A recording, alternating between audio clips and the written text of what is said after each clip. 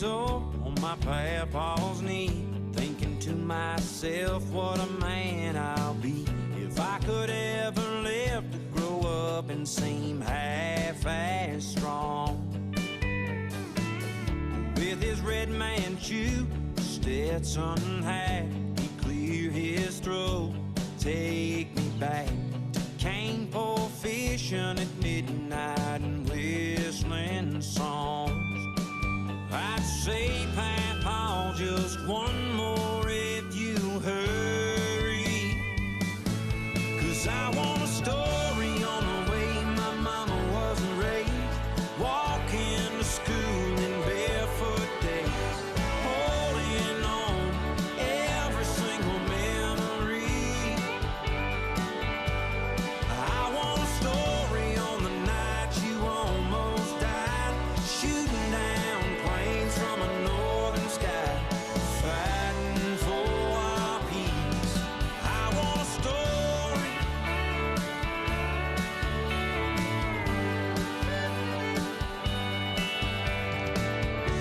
Every Sunday nights would roll around, he always knew where I'd be found, sitting by the wood stove, waiting on a hero's dream. We'd always talk about the lessons learned, why we shouldn't love life's twists and turns, how God keeps his hands on what we need. But when bedtime came, I wanted one more journey. I want a story on the way the world was changed, man on the moon and JFK, marching for the right of every soul to be free. I want a story from the times of love at first sight, 57 years in the blink of an eye, your secret's safe with me, but I want a story. Now every night I tuck my son to sleep,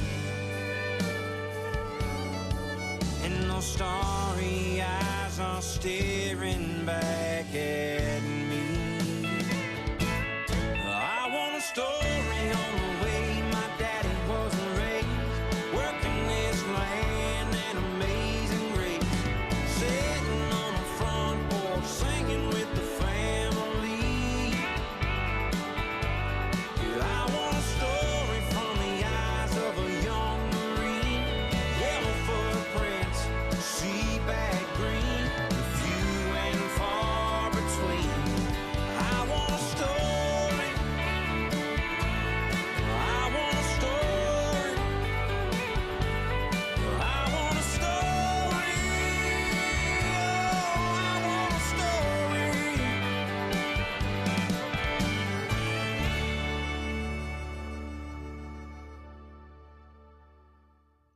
Oh, yeah. Man, there's so many things I could say about that. Like, no one even notices that a bee stung me on my head. Well, don't be giving away the secrets yet.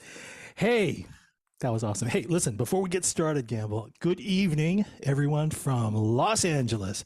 I'm Tom Lamog, an instructor with the Cyber Chapter for Guitars for Vets and Cav Arts, the Challenge America Veterans Arts Community. Welcome to Song Sung True, a veteran's view, where tonight we feature the stories and original songs of Gamble Alexander, a U.S. Marine Corps veteran, Purple Heart recipient, and Nashville-based singer-songwriter who will share his experiences and insights about serving in the military, transitioning to civilian life, the long road through recovery, resiliency, and of course, his intimate relationship with, of course, music, guitar, songwriting, and such.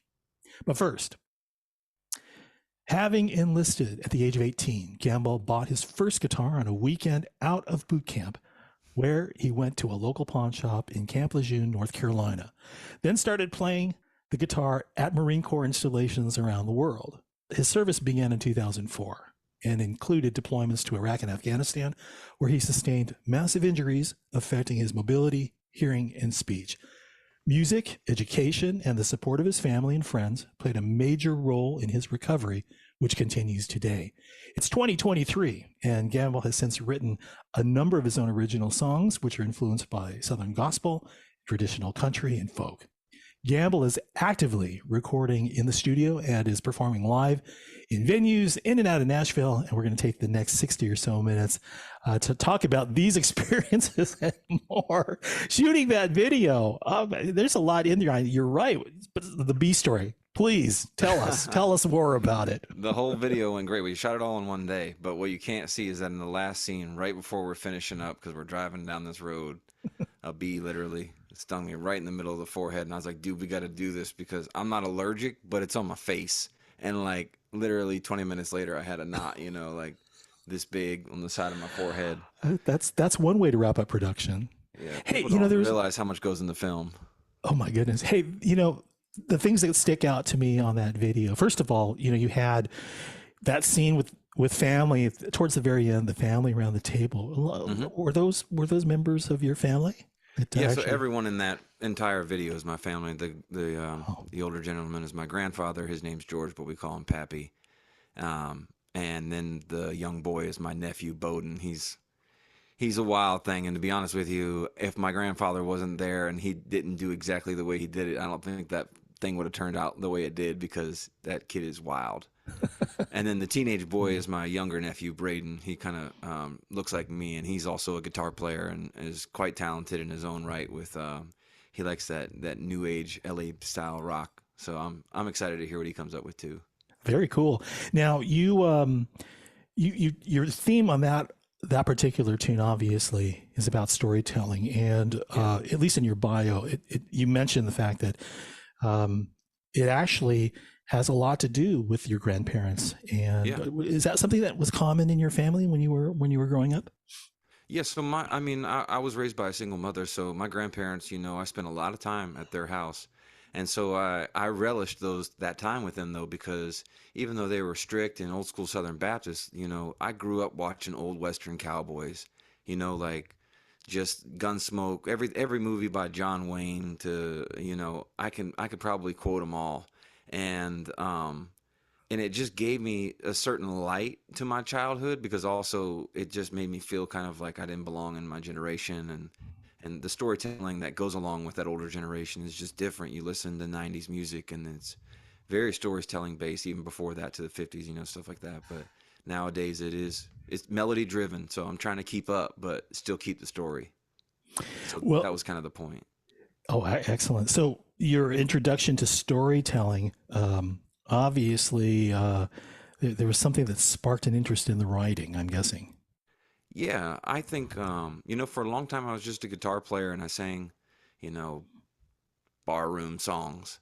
And I did it to a point where I was playing live in San Diego when I was stationed there. And then I noticed so many talented people who could sing those songs, but not a lot of people that could write. And so I just set out I've always written book form short stories, and really, really grew up reading a lot of adventure style Southern series, Mark Twain, even Edgar Allan Poe, which isn't necessarily Southern, but just like more, I guess you would say, less modern writing.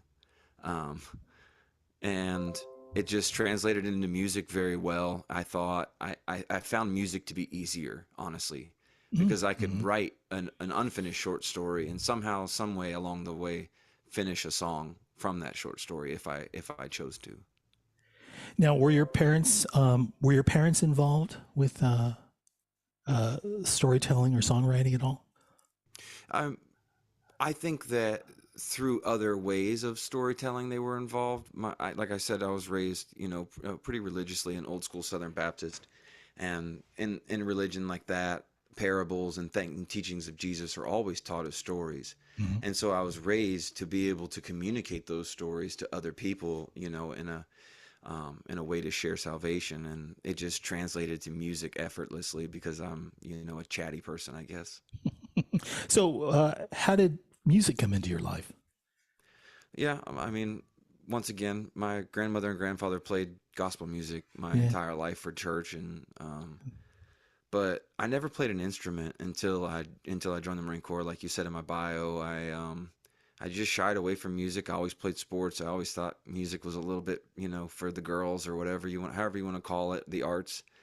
And then the second that I had all this free time, I'm like, man, I got to learn a skill or something. Well, I might as well pick up something that is something I've never done before. And I picked up a guitar.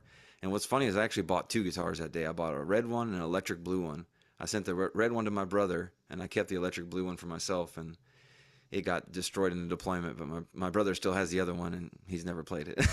Oh, jeez. So that was the first time. That was the first guitar you ever bought. Then was the whole boot.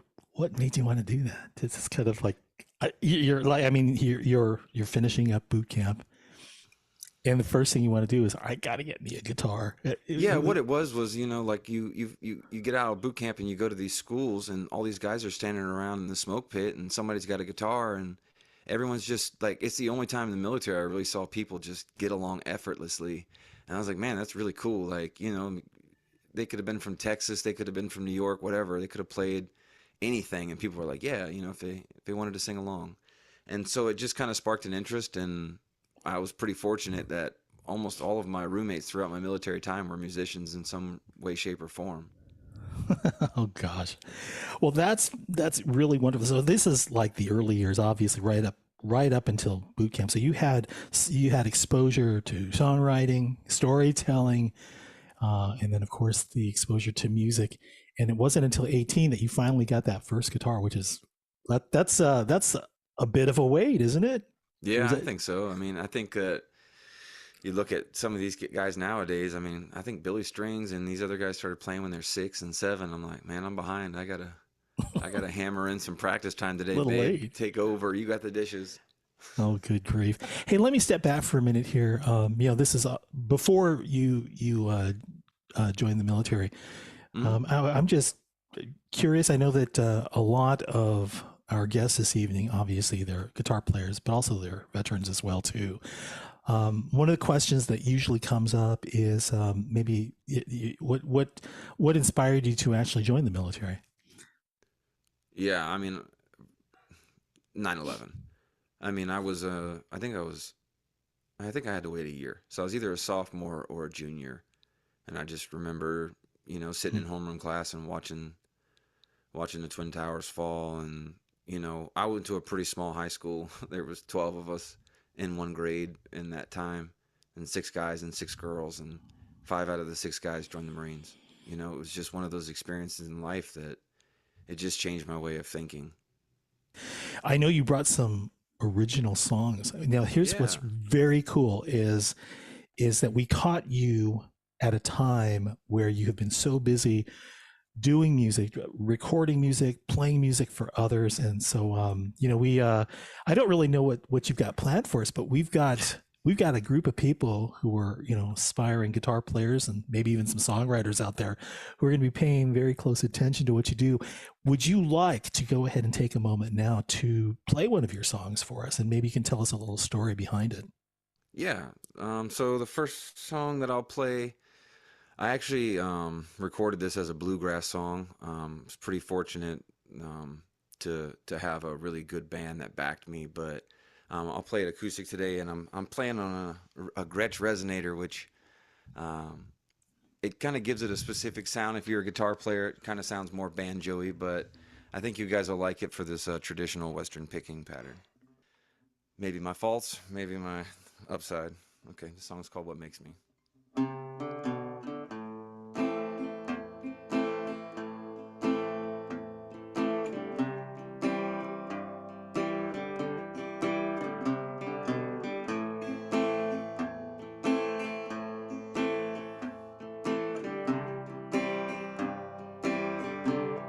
What makes me wanna love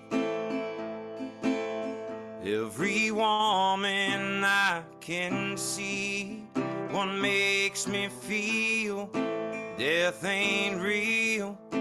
We're all lost in the world between. What makes me chase the crimson break like I'm racing the setting sun. I guess I live life on the run, running from pain just like I'm running from the law, running from everything that shows my fatal flaws, running from love 'cause I can't stand to find the truth. What makes me is what makes me run from you.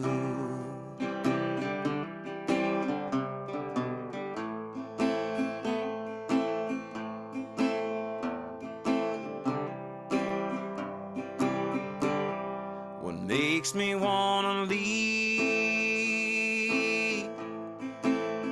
everywhere I've ever roamed. What makes me call living lost the only saving grace I've known. What makes me think I could be anything other than the shadow of my father's son. I guess I live life on the run, 'cause every time I find myself I'm shackled in those chains,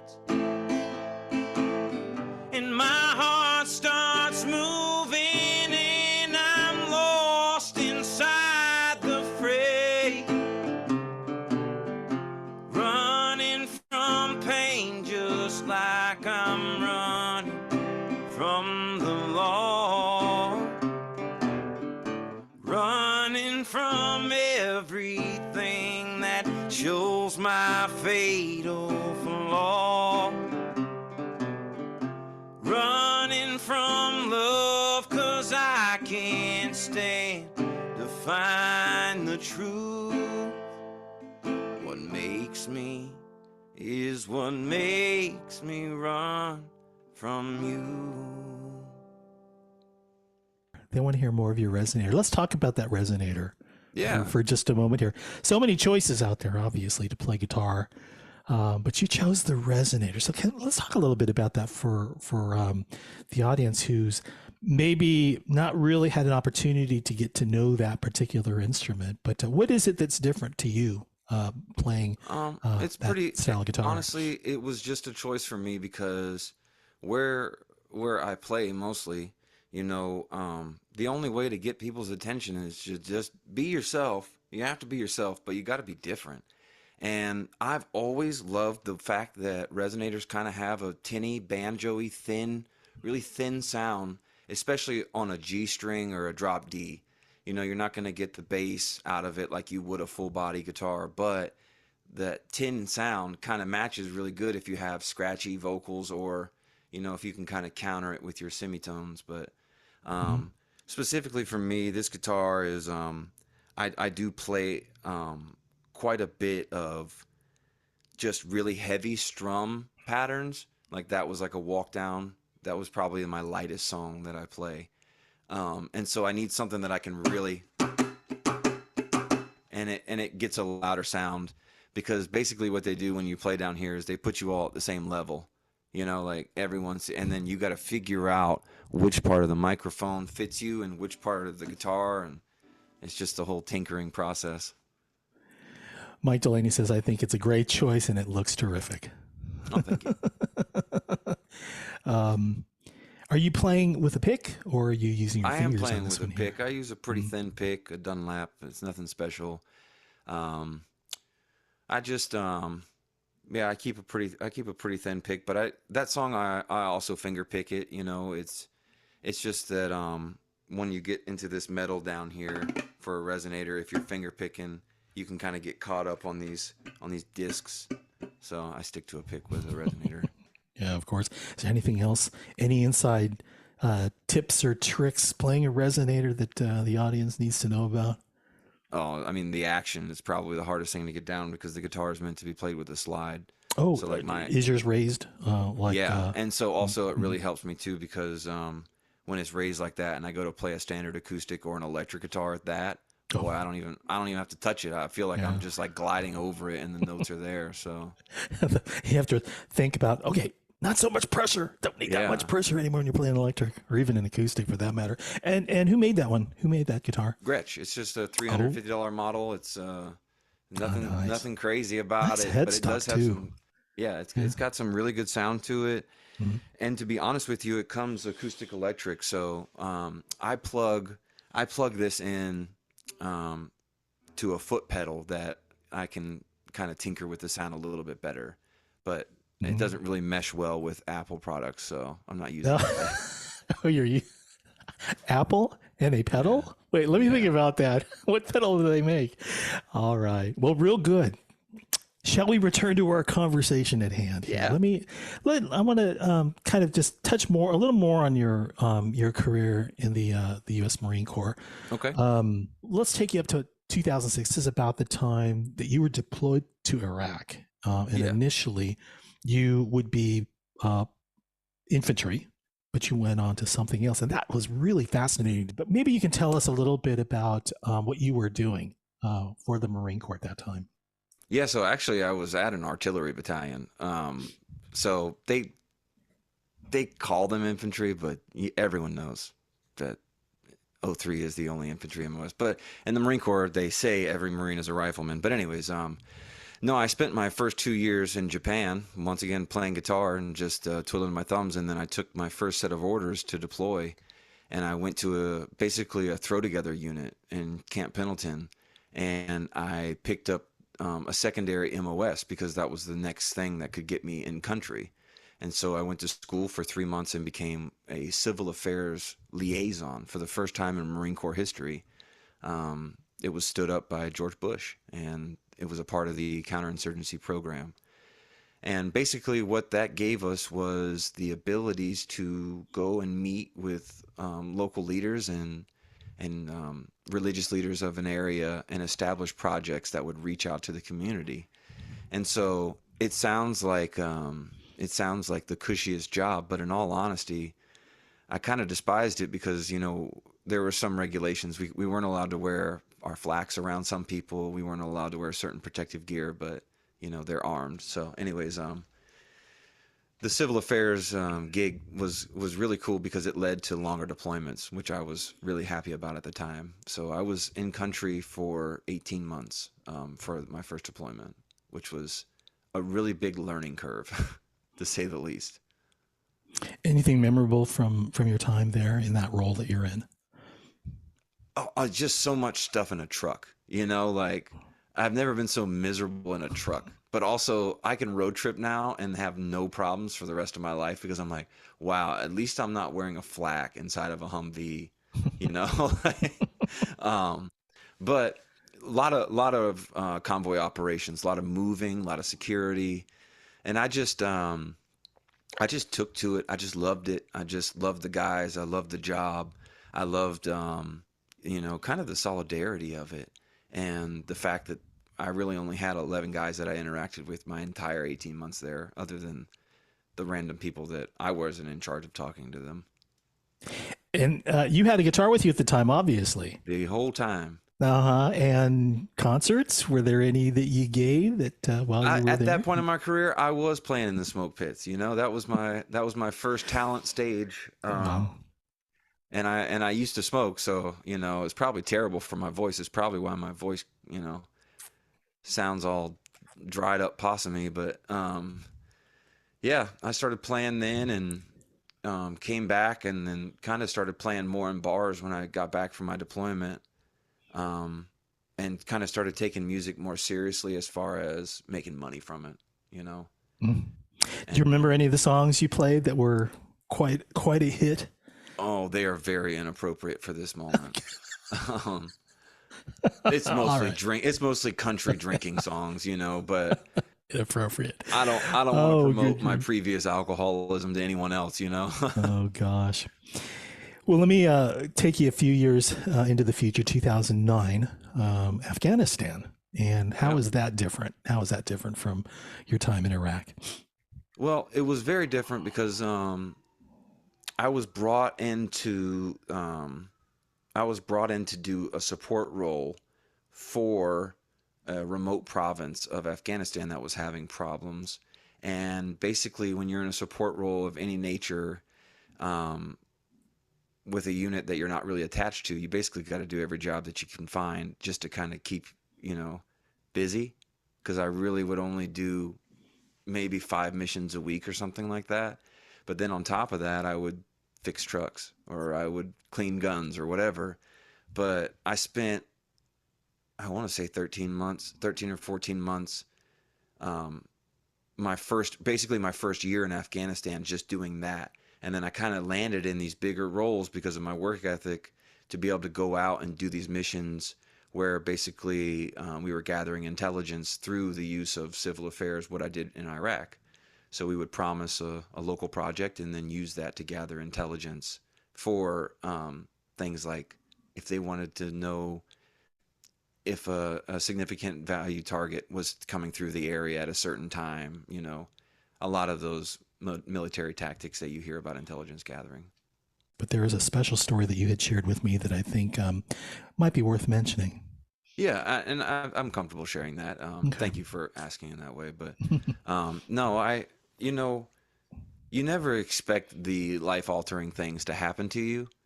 But I just preclude this story by saying that I wouldn't be here if it wasn't for my brothers and sisters that were there with me that day. And basically, you know, what happened was is we were put into a situation where you're in hand to hand combat um, distance from your enemy, and I was struck in the head with an axe, and basically was in the middle of a river and knocked not out, but knocked into a daze, I would say would be the best way to describe that. And just sustained quite a bit of skull damage and hearing impairment, different things that impaired my ability to walk and to balance and to hear myself talk and to hear myself sing. And it's kind of funny looking back at it because at that point in my life I really felt like my life was kind of over. I was 25 and I was in a wheelchair and I couldn't remember to turn off the stove whenever I cooked a pizza. I couldn't remember, you know, the last time my son ate because he was an infant. And it just took my people around me to remind me of what it was that would pull me out of it. And Mhm. I'm just really appreciative for things like Guitars for Vets and other nonprofits that do these types of things because it really is. It could be something you've never done before. It could be something you used to love to do. You never know what it is. You just got to try it. And you just got to stick with it and do it to the point where your brain gets all itchy and then you put it down for 5 minutes and do it again. Yeah. But I'm seeing the responses coming through on the comments thread. And yeah, there is a story that you shared with me about that guitar that you That's had right. with you. Tell us about that story. Yeah, so basically I woke up from um, what what they would call brain surgery. And as I woke up, you know, the nurses came into the room and are checking on me, and they basically tell me that my unit has sent me a present. And knowing my unit, I had no idea what that was. I didn't know if I was in trouble or something, but they actually ended up sending my guitar, and the nurses were so excited because they were like, they told us you play and that you're amazing and blah blah blah blah, and we just want to hear a song. And I was like, I mean, you know, it's only been a couple hours since someone was in my skull, but let's try this. And Wow. I tried to sing them a song, an old song too, just because it really wouldn't have been hard to sing. But I felt so bad after like maybe it took me a couple days to realize just how terrible my hearing was in that ear, because it was I was so tone deaf. I bet you it sounded like a possum trying to sing country music. Well, you got the group to, yeah, they're cheering you on here. Great for recovery. Great testimony to the camaraderie of the Marines. These are comments that are coming through. Listen, it's that time for another song. You got one that you can play for us? What you got? I wasn't gonna play this song, but I think I will.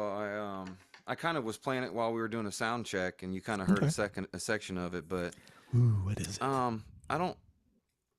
I know that I'm a veteran and an artist, but I really try to shy away from writing Toby Keith style, what some people would call veteran music, you know, or patriotic music. That's what it would be called. Mm-hmm. Not because I don't love it, but because I feel like so many people do it, and some people do it corny and some people do it well.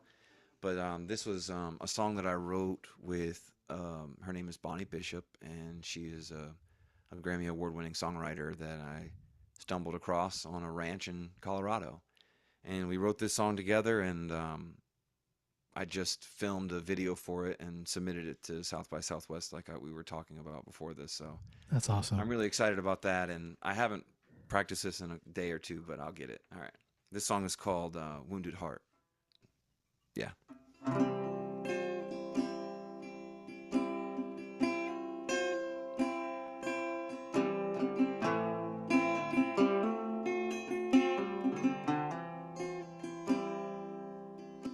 These four walls could say anything,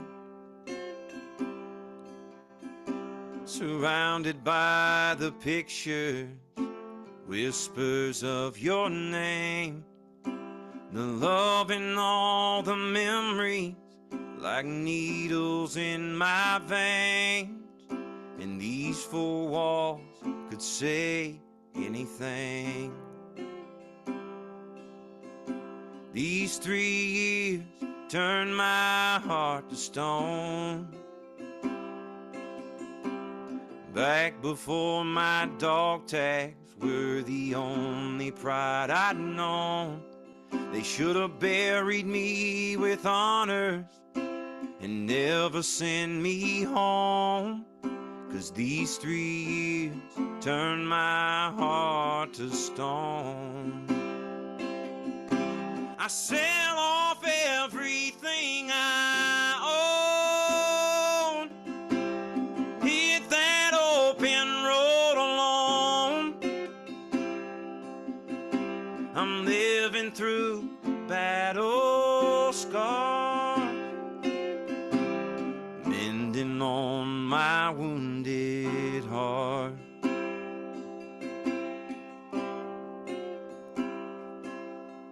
And these 2 wheels won't ever turn around. I'm lost out on the highway where the wind's the only sound, searching for a purpose in this life I'm living now.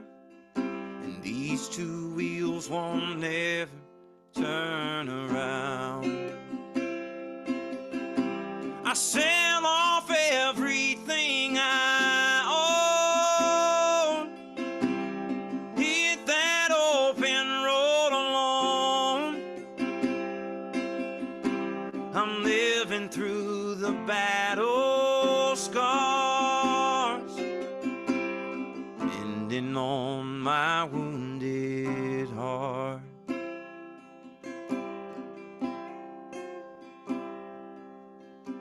All I have is this one guitar,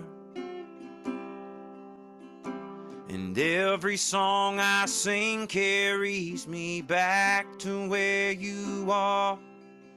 In a life that worked out perfect, I would hold you in my arms. But all I have is this one guitar,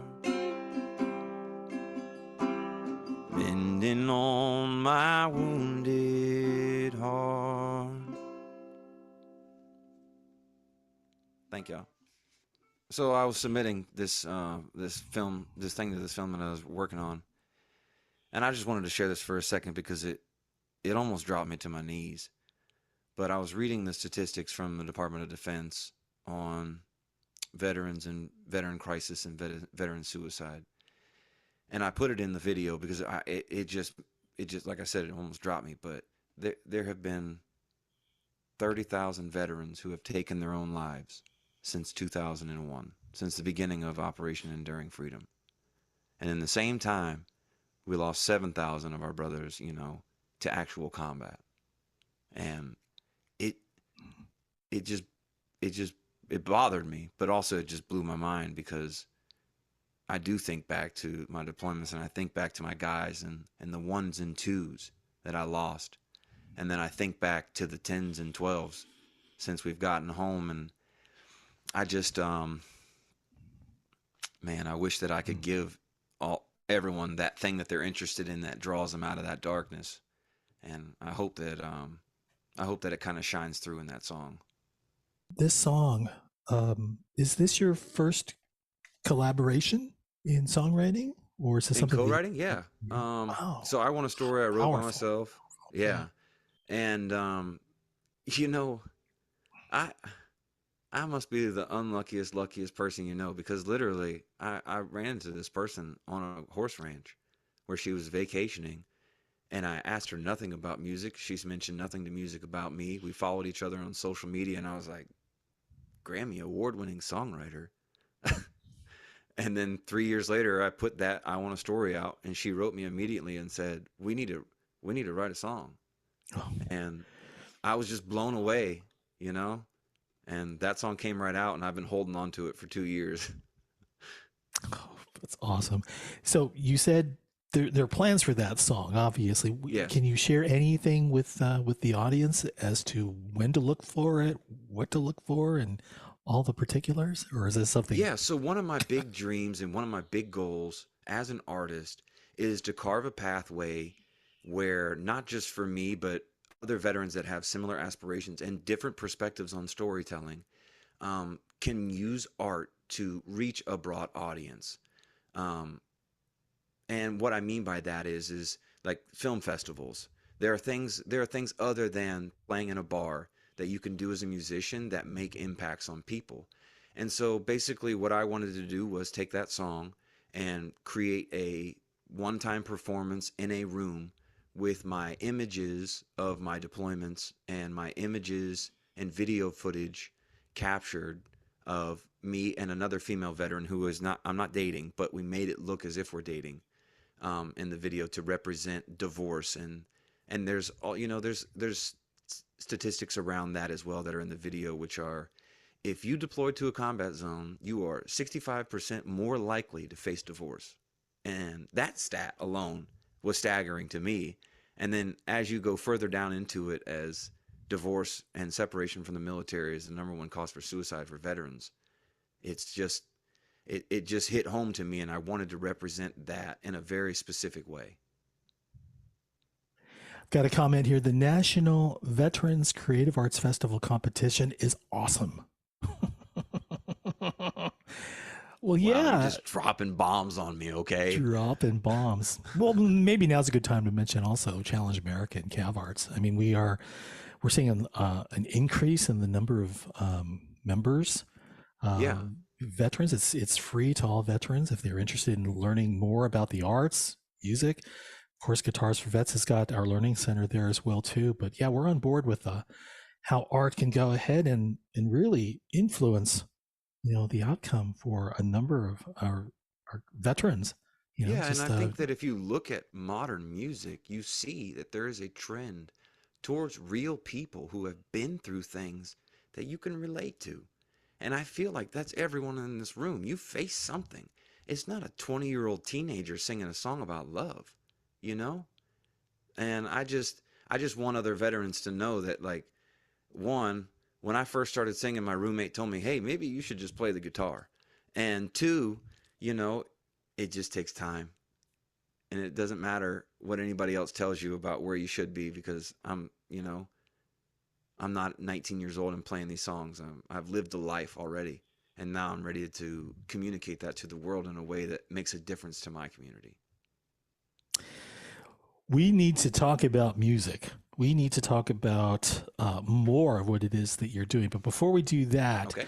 um, let's talk a little bit about. We'll continue on with the songwriting, but you've written a number of songs, and Yes. that basically means putting the words and the music together. Do you have? I know lately you've got like 3 that you want to present today, but do you know how many songs you've written, and how long does it take you to write them? Yeah. I would say somewhere between 7 minutes and 2 years. Um, Fair, that's fair. it just depends on the song. And I would say that I would say that the biggest thing that I would give to someone who's interested in songwriting but doesn't feel like their guitar or their vocal performance is there yet, I would challenge you to go to YouTube and type in whatever style music you love, backing tracks. And I would challenge you to listen to those empty tracks and figure out where your voice could sit and where a writing could sit. Because I don't care who you are, if you listen to words without music, your brain naturally puts things there. And so I would challenge you to do that. And it also, you can take that track to any producer in Nashville or any producer that plays piano, and basically they can replicate it in a way that sounds different but is yours. And so I would just challenge other veterans to look at that process, because I feel like if you can play the guitar, like you kind of feel like maybe I could songwrite. But if you can't play an instrument, it's like, no, I can't do that. Only musicians can songwrite. Well, no, that's not true. So on the comments thread, yes, this is from Gary. Yes, it does. And the healing power of music is fantastic. And from Frank, I did a brain injury program, and art therapy was one of the things we had to do. I thought it was stupid until I did it. It was one of the best activities there. And I'm not sure who this is from, but focusing on playing the guitar on creating art keeps the focus off of what's bothering veterans, PTSD, anxiety, depression, etc. And backing tracks are an awesome resource. And we've got one more here that's come through. As you can tell, you're leaving an impression here. So let's see. Baldemar, who's one of our recent graduates and instructors, he wanted to thank you. He did say something along the lines of thanks for telling the stories, and it's just been encouraging. I'm a combat infantryman of Desert Storm, and I'm so lucky that my wife is still hanging on with our relationship. Thank you for sharing. Dude, to those veterans, man, go give your wife a hug. Absolutely. All right. So, in all that, in the years that you have been writing, do you find that music or does the melody come to you first, or do the lyrics come first, or it depends? How does it come to you as a songwriter? I think it has to be dependent, because anything can strike you at any moment. So sometimes I'm just whistling and I'm like, wow, I kind of actually really like that. Like the other day I was whistling and I was like, and it was very flat, but it was, and I was like, hey, that's a melody, And so I just started writing. But other times I'll hear a specific note in a song or a progression of notes, and then I'll get back and I'll try to figure it out on guitar and then pull up the song or whatever, and then switch it up to something that's different. Try to stay within the same key, but switch it up. But probably my favorite is to be in a room with other musicians and let that just naturally flow. I feel like that's the point of why co-writing is so successful. You get the best of everyone. So, I have to tell you, you've got a third song, and I'm going to make you play it because you offered.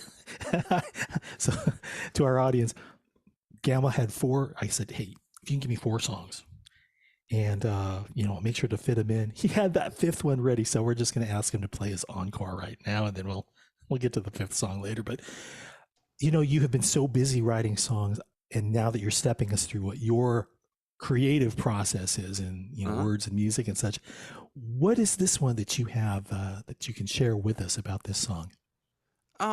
This song The one that I'm gonna play is the title track off of this album that I've been working on, and it's a very different feel than any of the other songs that you've heard because I kind of felt I actually wrote this song first, and I started with once again my family, and I looked at kind of my relationship with spirituality and religion, and the song is titled "Wicked Ways," but basically, what I boiled it down to was just that once you kind of let the devil in your life, he kind of tends to stick around. And so I had some you know, alcohol abuse problems when I was in the military, and since then I've moved away from there, but I like to revisit it as a writer, looking back and nitpick the things that I thought was right and then turn it on the listener to kind of give them my perspective now. But this song's called Wicked Ways, and basically it's about addiction, but also your spirituality through that process. All right. Try not to tap your toes. Give it up for Gamble Alexander, everyone.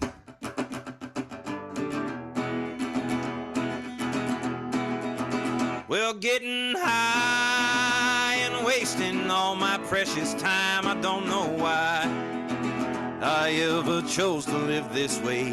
When they throw me in the back seat of an old tour van and push me right back up on stage.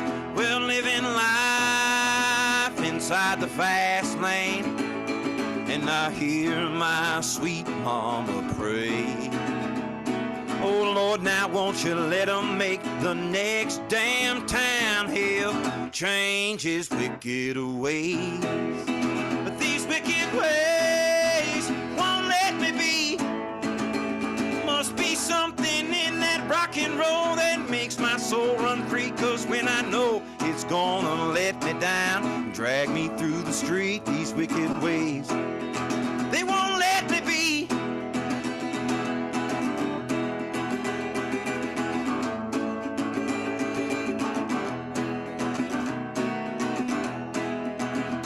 Well, I grew up on that hellfire, fearing that brimstone. But nothing changed me faster than the first time I went wrong in that Southern Baptist parking lot with a bottle of Jim Beam, knowing that my wicked ways gonna be the death of me.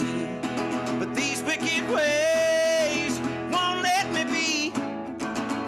Must be something in that bottle, Lord, that makes my soul run free. Cause when I know it's gonna let me down and drag me through the street, these wicked ways, they won't let me be.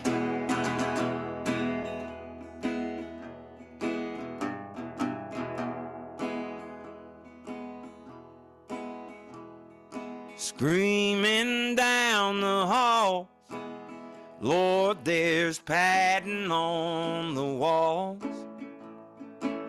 Why should every day feel the same when I've got a reputation for needing medication? And so tell me now, mama, little sugar baby, what's your name?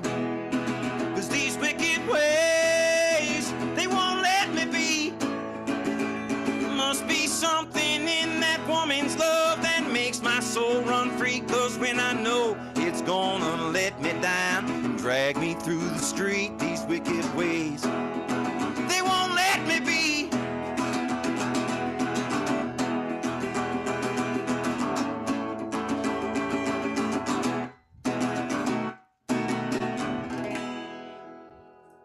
Wicked Ways. Awesome. All right. Gamble Alexander with us on Song Sung True Veterans View. Before we continue our conversation, let's kind of fill you in on what we're doing at Guitars for Vets. Guitars for Vets is a 501c3 nonprofit organization. Over the past 12 years, Guitars for Vets has refined a guitar instruction program aimed at providing veterans struggling with physical injuries, PTSD, and other emotional distress with a unique therapeutic alternative. G4V pursues its mission to share the healing power of music by providing free guitar instruction a new acoustic guitar and a guitar accessory kit in a structured program run by volunteers, primarily through the Department of Veterans Affairs facilities and community-based medical centers. Please consider donating to support our mission to put music in the hands of our heroes. www.guitarsforvets.org. Anyway, Gamble, we are like in the home stretch here, and it's time to ask the guitar student focused questions because we have a lot of guitar players aspiring to become, people can actually stand and play and sing and maybe even go out there and tour. I don't know. It's possible, I suppose. So let's talk about guitar for just a moment here. The first question is the biggest challenge with you learning to play guitar. Chord changes. How so? I've always had the rhythm in my right hand, and it took me so long to get the ability for my left hand dexterity after I was injured. I felt like I did relatively well as a beginner, but everyone struggles, to pick up things that are actually usable. But because I did it so much, I did feel like within about a year, I was able to do pretty quick changes. But after my injury, it took me probably full another year before I could really have the timing down where it wasn't making it like a dead string sound for the majority of it. And I pick pretty heavy, but they say action helps a lot with that. But personally, I think that it has a lot to do with your ability neurologically to squeeze your hand after a TBI can be very different. So now let's flip the coin. Let's talk about ones that you've mastered that you believe that you are, I can't believe I'm doing this. I think I've mastered the walk down. Nice. I love, so to everyone out there that really feels like, like musically you want to kind of figure out what's something that fits you. For me, it was the emotional tug of a walk down or a walk up. Because when, like in the beginning of that song, when I go, that's very Johnny Cash and it's very like country. But in the other song, when you walk it down, it's almost like, all right, am I in a Western movie? Like, is this spaghetti? And so each of them has its own little thing. And then another song that I was writing the other day is Walking It Up. So it's just the A minor. It's just figuring out where you can tug people's emotions with your chords. Now, let me ask you, any classic guitar riffs that come to mind time and time again that you just can't get out of your head? One of my very first, I wouldn't call him a guitar teacher, but he was my roommate in the Marine Corps, and he would make me play Metallica every single day for him. Because prove it. He was a jazz guitar player and he went to college for it, but he loved playing note for note songs. He would put on the track and he would play it note for note, but it drove him crazy if someone wasn't playing the rhythm for him.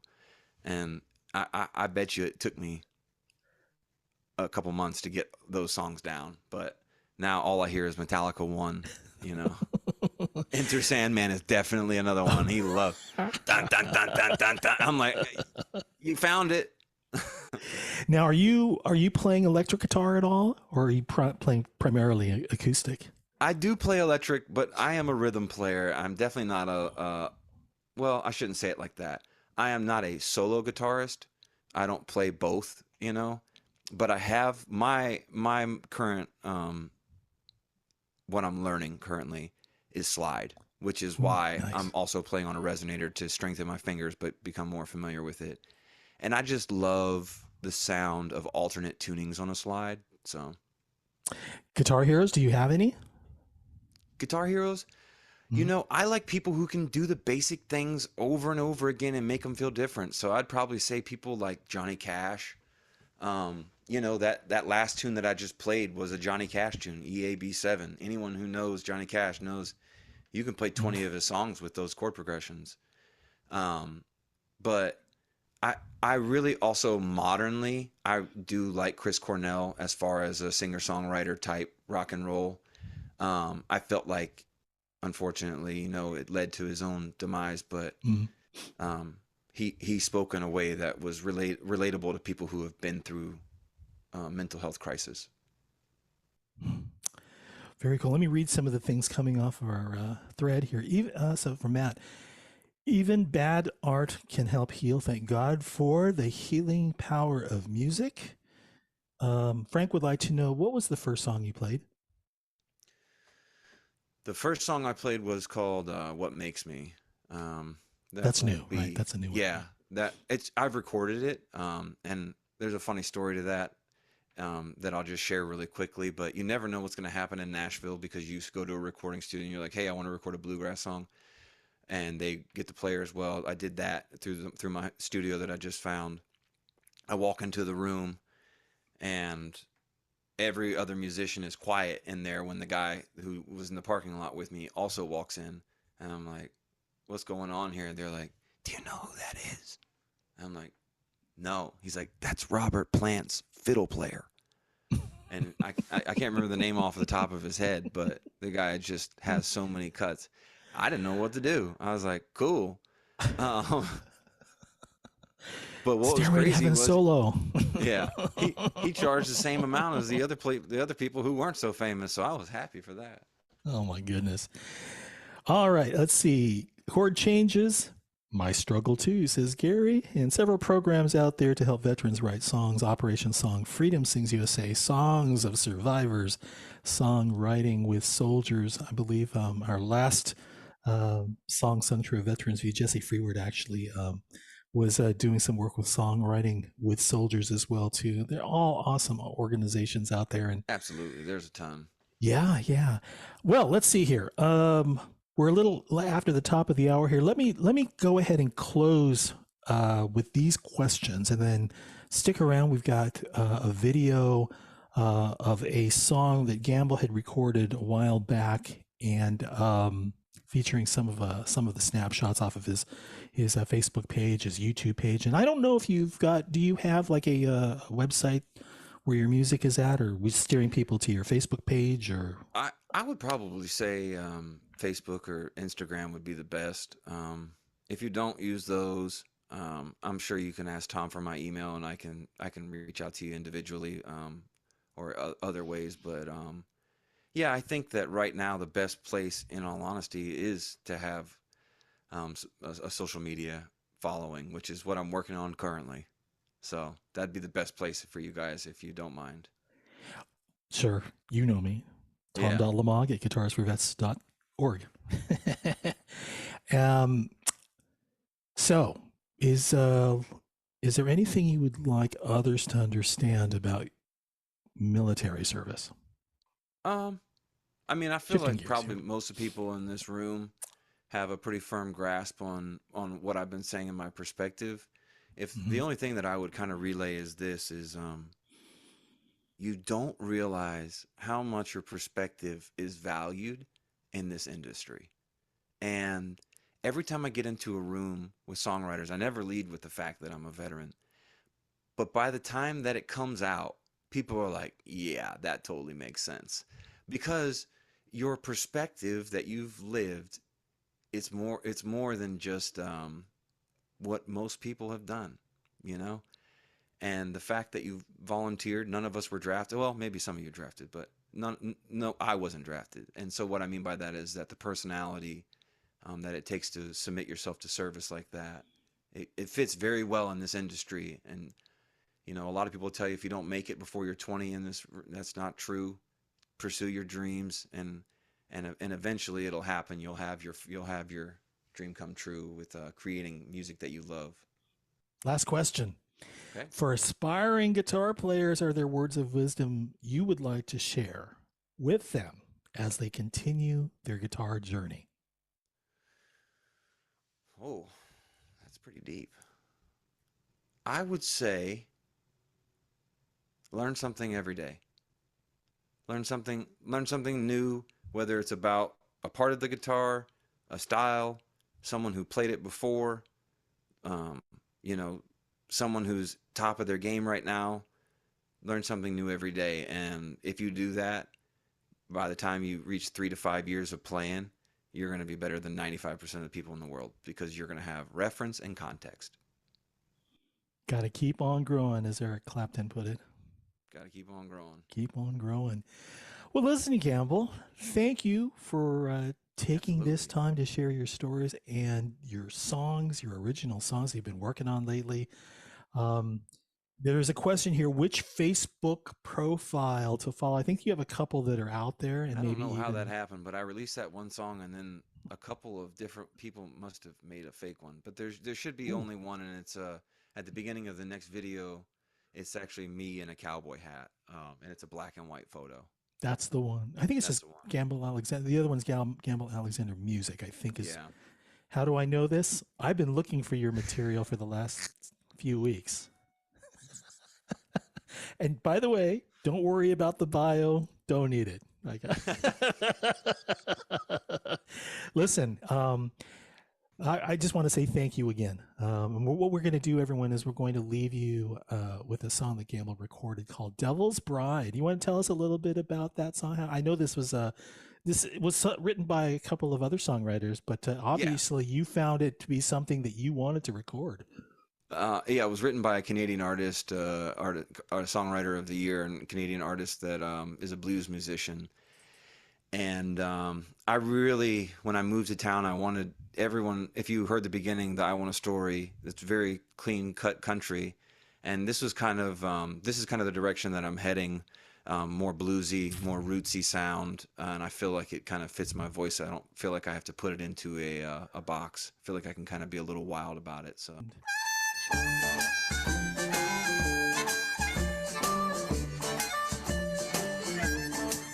You throw me water when I'm drowning. You seal my kindling when I'm cold. You give me matches when I'm burning, and pennies for my gold. You got a heart as hard as diamond. It shines like a piece of coal. Buried deep in the ground, like your cold black soul.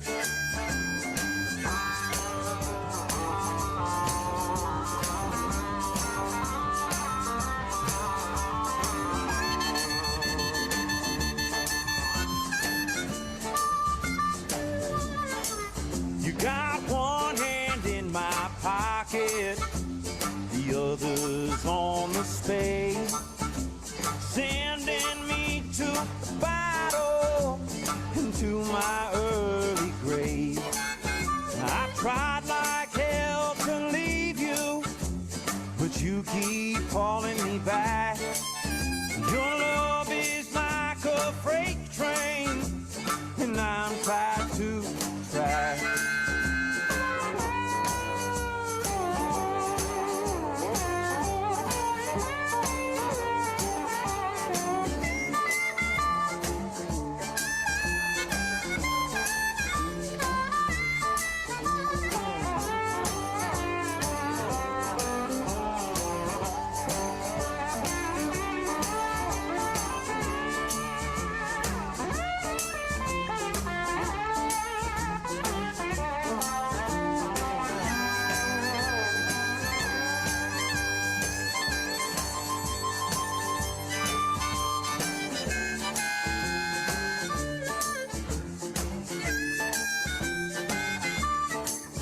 No soul on earth could love you, no man can satisfy.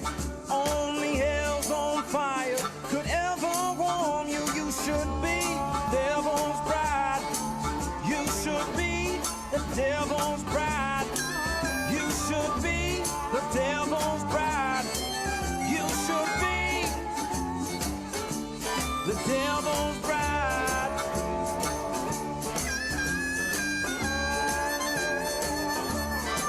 You throw me water when I'm drowning.